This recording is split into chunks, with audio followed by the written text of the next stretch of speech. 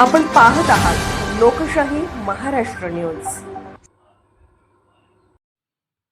जातीय वादाचे लोण पसरून सत्तेसाठी हपापलेल्या भाजपला शेगाव जिल्हा परिषद व पंचायत समितीतील सुज्ञ मतदारांनी हिसका दाखवण्याची योग्य वेळ। खासदार विशाल पाटील यांचे मत। शेगाव जिल्हा परिषदचे उमेदवार परशुराम सांगोलकर तथा पंचायत समितीचे उमेदवार दीपाली चव्हाण व श्री साहेबराव शिंदे यांना जनतेनं विजयी करण्याचे केले आवाहन। शेगाव जिल्हा परिषद गटात जिल्हा परिषद व पंचायत समितीच्या उमेदवारांच्या प्रचारार्थ सांगली जिल्ह्याचे तरुण तडफदार अभ्यासू माननीय खासदार विशालदादा पाटील यांच्या जाहीर सभेचं आयोजन शेगाव इथं करण्यात आले होते। या सभेकरता शेगाव जिल्हा परिषद गटातील नागरिकांनी मोठा उत्साही सहभाग नोंदवल्याचं पाहावयास मिळाले। या महासभेस संबोधित करताना खासदार विशाल पाटील म्हणाले, भारतीय जनता पार्टी हा पक्ष जातीयवाद पेरणारा असून केवळ या बहुगुणावरच सत्तेसाठी हपापल्याचे साऱ्यांनी पाहिलं आहे।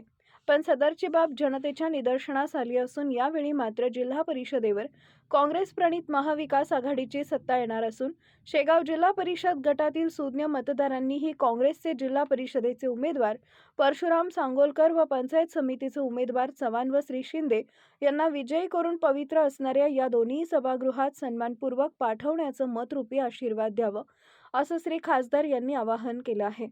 एकंदरीत शेगाव जिल्हा परिषदेतील चाललेली रणधुमाळी पाहता काँग्रेस पक्षानं सुबक नियोजन आखून उत्तम वातावरण निर्मिती केली आहे असं येथील चर्चेचा सूर चौकात गाव गाड्यात चालल्याचं चित्र पाहावयास मिळत आहे। साली बिरनाच्या तलावात पाण्याचं पूजन म्हैसाचं पाणी 2013ला त्या ठिकाणी आलं होतं। त्या ठिकाणी वाटपाचं काम फक्त राहिलं होतं, पण तालुक्यात पाणी प्रत्येकदारांनी त्यावेळी आणलं। मग आता पाणी आलं, शेती वाढू लागली, ऊस वाढला। तुमच्या परिसरात कुंभारे कोसारे बऱ्यापैकी ऊस आमच्या कारखान्याला देखील जातो।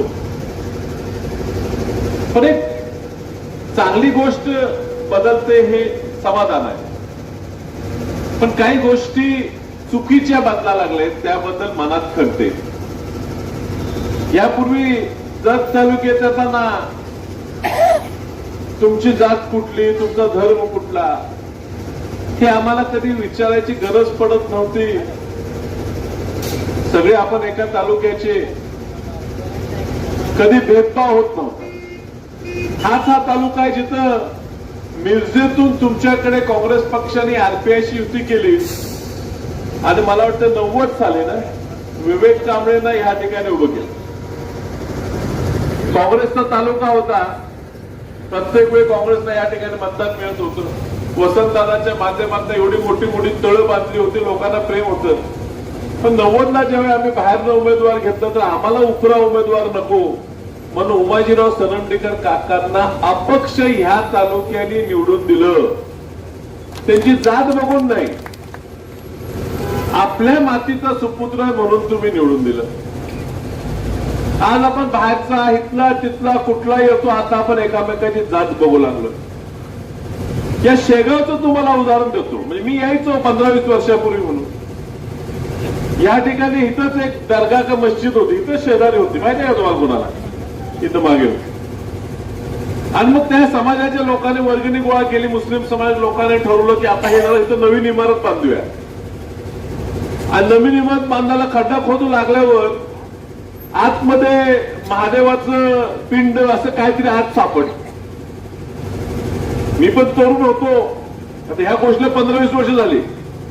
म्हटलं आता काहीतरी नुकतंच बाबरी मस्जिद हे ते भांडण चाललं होतं, राम मंदिर चाललेलं, दंगा चाललेला, आता काय होते। पण गावांनी सामंजस्यातनं, बरोबर आहे ना, सामंजस्यातनं गावाने ठरवलं जर इथं पूर्वी देऊळ असेल तर आम्हाला पण इथं आमची दर्गा नवीन बांधायच नाही, ही जागा आपण गावच्या ताब्यात देतो, आम्हाला पर्याय जागा ती पर्याय जागेत जाऊन त्यांनी त्यांचं काय दर्गा मस्जिद बांधला असेल, इथं मंदिर बांधायला जागा मोकळी करून दिली। किती सामंजस्य लोक जगत होती।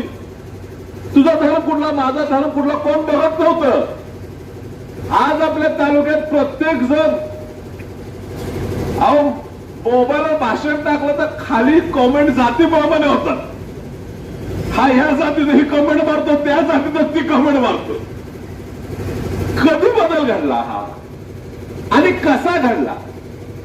माणुसकी हाच धर्म जात असतो. कधी हा बदल घडला?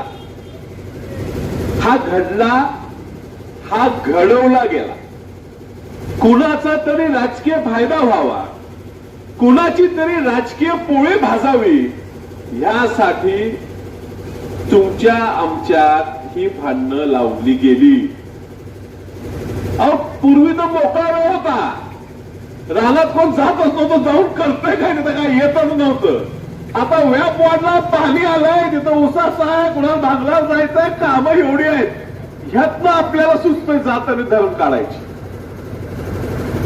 कारण लोक कामाला लागल्यावर, पाणी आल्यावर या काँग्रेस पक्षाला मतं पडत असताना मतं फोडायची कशी, तर ती जातीवर न्यायची.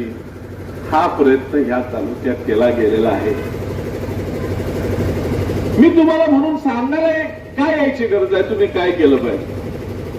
तुम्ही हे केलंय पूर्वी, तुम्ही सर्व धर्म एकत्र काम केलाय. तुम्ही माणूस बघत असताना, माणूस निवडून देत असताना त्याची जात न बघता त्याचं काम बघितलंय. तो आपल्याला किती वेळ देऊ शकतो हे बघितलेलं आहे.